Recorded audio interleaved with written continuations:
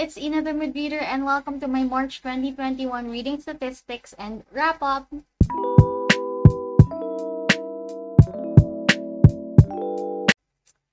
So yeah, it's been a while since I have last filmed a video, so forgive me if I seem a little weird or awkward. Today I finally decided to talk about the books I read last March. April is ending soon and I have to wrap up April as well, so might as well do this now while I still have time to talk to you about all those books I've read this past month. And a large part of these books I've read are middle grade books, which I already talked about in a separate video. So later on, I will be just running through each of the books I've read so that we won't dwell on them too much. I'll just link related videos in the description so that you can watch them if you want to get a deeper look on what I thought about those books. But to start, we're going to talk about my reading statistics. This is my favorite part of my reading journey every month. I don't know why, but I get this sense of fulfillment whenever I see results in numbers. It's like a quantifiable, a quantifiable achievement that that lets me see where I'm at and how I've been doing with my reading, and it also helps me realize what goals I should do. What goals I should check up on so I can work better on my reading. So let's start with each of my favorite charts. So the first one is the number of books I read and the number of pages I read. So for March, I was able to finish 15 books, which I think is a really good number. I think it's my standard. I was able to hit 4,737 pages. I think it's a book lower than last month's, but it's still actually linked well to my average. And yeah, so I think I got a lower page count number, most probably since I read more middle grade books, and middle grade books tend to be shorter. But it's a really fun month, and I really enjoyed all the books. Most of the books I picked this month. And in terms of the genre, it's actually quite widespread, as you can see in our pie chart. We have so many colors this month, and the number one genre is realistic fiction because those were the themes that were used mostly in middle grade books and which tickles my fancy, so most of my picks revolved around that. It was 40% worth of my reading for March. I read 2 historical romance books, 2 mystery thriller books, and I read a nonfiction book, 1 science fiction book, 1 paranormal romance book, 1 contemporary romance, and 1 historical fiction book. So I think this month was like a diverse set of books, most probably because it was influenced, aside from middle grade March, by the Filmith Readathon hosted by Gerald the Bookworm, and that made me pick up some books I wouldn't normally pick. So yeah, now let's go to the formats I've read. March was fairly busy for me, and I think I say it every time, but I really wish I had extra hours in a day to read.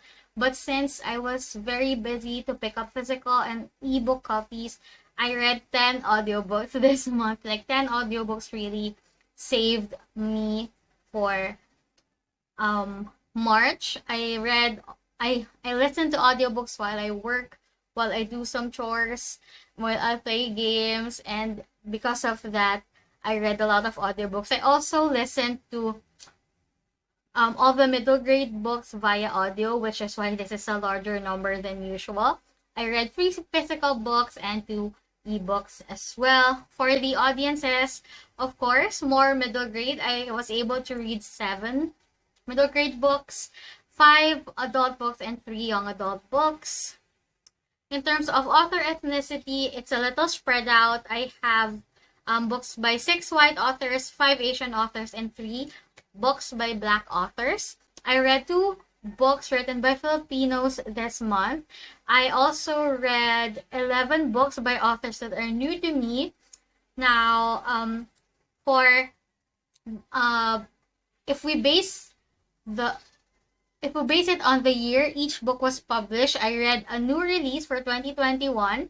I am 8 books published in 2020, 4 books published between 2019 to 2016, a book from 2015 to 2011, and another book from 2010, and older.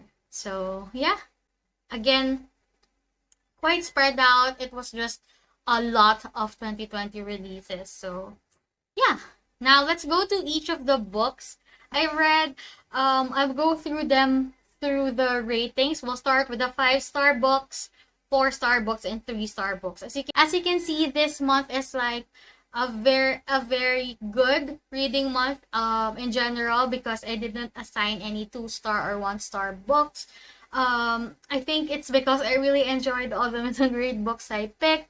So we have 9 5-star books, 3 4-star books, and 3 3-star books. And I'm going to discuss a little about why I assigned those ratings to each of them. We're going to start with the 5-star reads, but I won't dwell a lot on the middle grade books. I really encourage everyone to to watch my middle grade wrap up for middle grade March. So yeah, I graded each of these middle grade books 5 stars. Brother's Keeper, which is a historical fiction about 2 siblings in North Korea trying to escape to South Korea during the war. The Prettiest, which is a middle grade book as well, about 3 girls who are very different but found a common ground. It's a very young feminist book, and I really loved it. It super screams girl power, and that's amazing. King and the Dragonflies. It's about dealing with grief, and also a good book about sexuality, understanding oneself. It has magical realism elements aside from its hard-hitting subjects on family and friendship. We have Emmy in the Key of Code, another 5-star read. This middle grade book is about Emmy, who loves music but discovers also a love for something new, which is programming, and she learns also to love herself and to reach out to people and find more friends like her. Chirp, another middle grade book. This one is about a small business. It's like a cozy mystery, but also about family and friendship. Once Upon an Eid is an anthology. I also gave it 5 stars. It's about the stories of 15 different Muslim children during Ramadan up to Eid, their festival celebrating the end of Ramadan. And then, yeah, so those are the 5-star middle grade books I've read. The next book that we're going to talk about is Educated by Tara Westover. Educated is a nonfiction read. I really wasn't planning on reading this yet for March, but I was a new member of the book club Talk Bookish to Me, PH. I'll be linking down all their socials below, and it was their buddy read for the month, and I was so excited to join in. We had 2 buddy reading discussions about it, and basically Educated is a really famous nonfiction book published I think 2 to 3 years ago, revolving around the life of Tara and her dysfunctional family who has very different beliefs than what we're used to. She lived in a world where they didn't go to school. Her father had different beliefs, so they grew up not being registered in the government, thinking that the government is evil, and believing in their specific interpretation of the scripture, believing that the world is ending, and because of that they weren't given the chance to receive a good education. This is like a very shallow way of portraying what the book is really about. I don't think I have the right words to tell you why you should read this book. To be honest, when I picked it up, I didn't know that this was the type of education I'm gonna get from the book, like what would be discussed. The topics discussed here are very triggering, especially on the lines of abuse, both physical and mental. It's a very toxic family relationship book. At times, it's really hard to keep on reading because of how hard hitting the topics are, and how grave the abuse was happening on page, the descriptions of the abuse, and also how people around our main character have been gaslighting her about the abuse that she is receiving.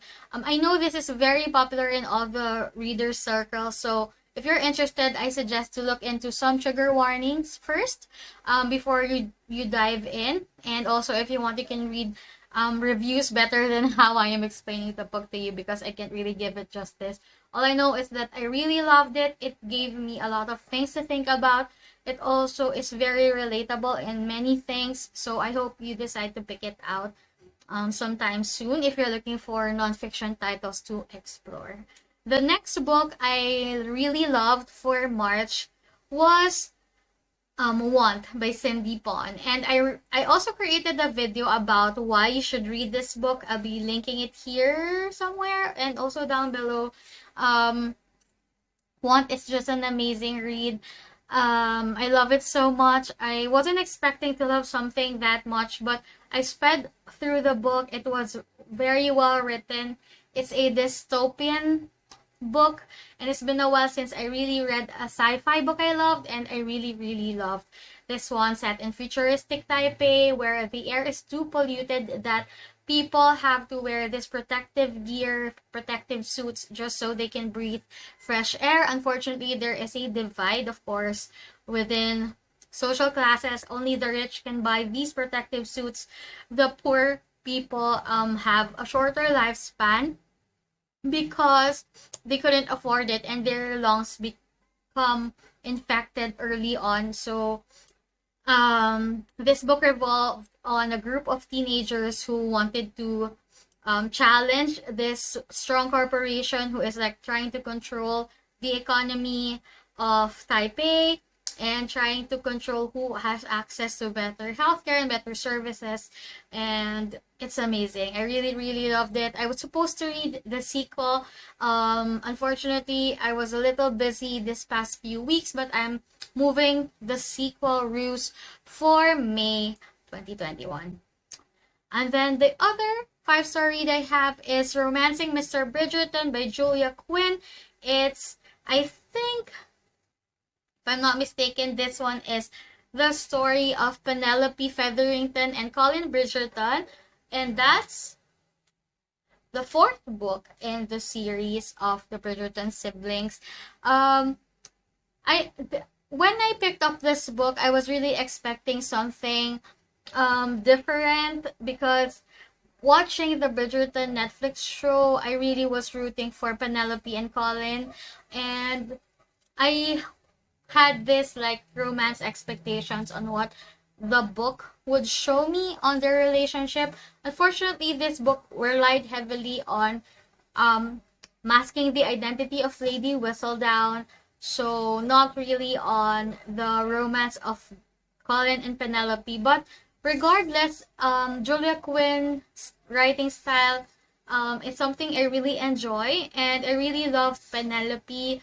I relate to her character a lot, and that alone is enough for me to give this book 5 stars. I'm so happy that she got her happy ending, and I also enjoyed the surprise I got in this book.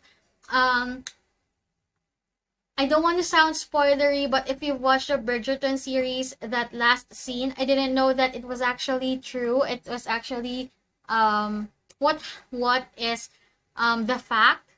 published on the books. So that's exciting and amazing. There's so much angst here on the book, and it's like, you know, friends to lovers to enemies to lovers, and like very long pining from Penelope to Colin. I just enjoyed everything. I really loved it a lot, and those are my 5-star reads. So now let's go to the 3 4-star books I have for the month. The first one is Blended. It's a middle grade book by Sharon M. Draper. I really liked it.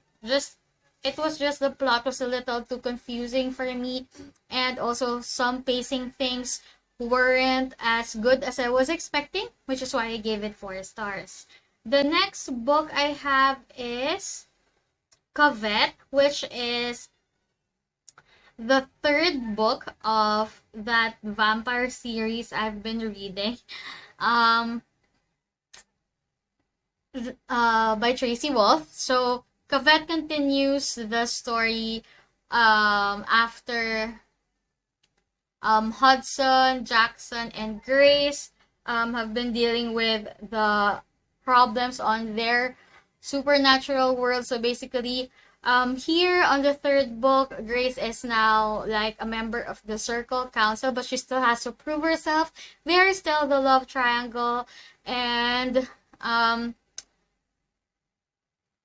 Hudson is now her mate. So they're still trying to like clear Hudson's name and protect themselves from being arrested and transferred straight to the prison hell thing that they have on their world, and the adventure revolves around that. So this book is still very action-packed. There's still a little parts of romance, but it's more on really action, and I enjoyed the adventure. Perhaps maybe I think it's really because of being attached already and familiar with the characters, and the desire to see them like have their happy ending that keeps me going onto the series. And so far I've actually been enjoying how the author is handling the twists and turns on the plot of the book. So overall I still do enjoyed the paranormal supernatural world that these 3 stars are going through. So yeah, 4 stars. And the last 4-star read I have is I Love You Since 1892, Ang Pag-aaklas by Binibining Mia, which is the 2nd book of the series. To be honest, I can't remember anymore what happened in this one because I'm already on the 3rd book of the series. I just remembered how there was the romance progressed, and also the plot thickened. There was a lot of action. There's also a pinch of mystery here, and you know, a deeper romance between the 2 characters. Overall, I liked it. I can't really just remember the details. I think I have to do a peek on the book before I create my review, because right now I can't remember what happened in the 2nd book. I guess it's because I liked the 3rd book so much. But yeah, I'm sorry. Okay, so let's proceed to the last 3 books. We have Perfect Little Children by Sophie Hannah. This is a thriller book wherein a woman chances upon 2 children who looks exactly and were named exactly from the children of her former best friend. But the thing is, they were at that age, I think, decades ago, 20 years ago. So a part of her is weirded out why the children didn't grow up where the family of her best friend actually is. Where is her best friend? How is she? Why in the world is this happening? So we are brought into the journey of this main protagonist trying to figure out what the hell is happening in her town and what the hell is happening with her friend. So this is more of like an investigative mystery type of thriller, and I don't know, there were parts I liked and parts that I didn't. Some were very ridiculous, and some of the pacing seems off. Some of the plot points weren't really important or needed, just like prolong the story. And also I wasn't feeling the ending. I don't know. There's just a part of me that didn't enjoy the unraveling of everything. There's a part of me that was asking, is that it? It wasn't. It was quite underwhelming. So I guess that's why I gave it 3 stars. Um, I was so excited on the onset, on maybe until up to the 20% part of the book, and then it was a little just meh or okay from there. So I guess 3 stars. The next book that I have is Vintage Love by Gail D. This one, I also rated 3 stars. Wait, I have the book here. So I rated this one 3 stars. I liked a lot of its parts, but I also feel a little disappointed by many themes discussed on this book. So basically, we have here a main character who is in need of a makeover because she needs to move on. She needs a makeover. She's not happy with herself. The best part about this book is the love interest. I really enjoy getting to know Vince. And their scenes together really give you the kilig. And I like how their story turned out. But I really hate the main character. She made ridiculous decisions.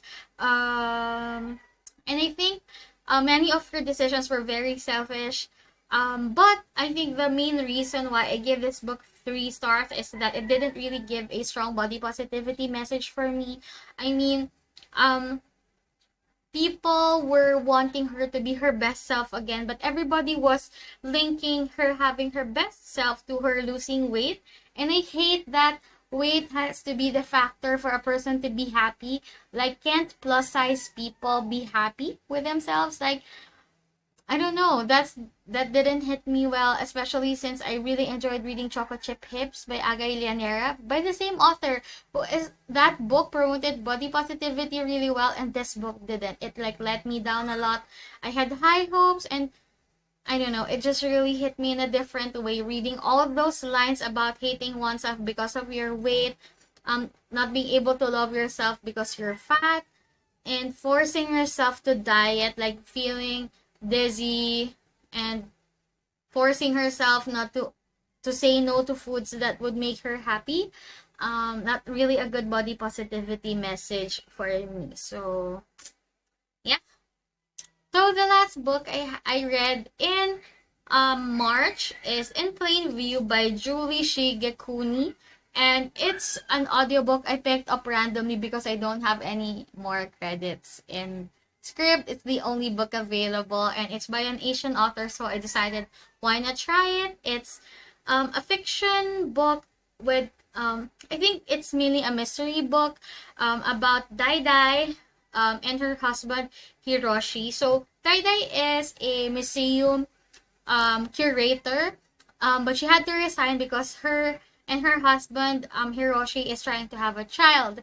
And then on one of their like dinner parties at home for her husband's grad school class, she meets Satsuki, one of the graduate students of her husband, and they form this weird relationship. She doesn't really know why she is being befriended by Satsuki, but she became someone constant in their household. But also within that relationship, she discovers a weird story about Satsuki's family in Japan, wherein also Dai discovers illegal activities made by Satsuki's father.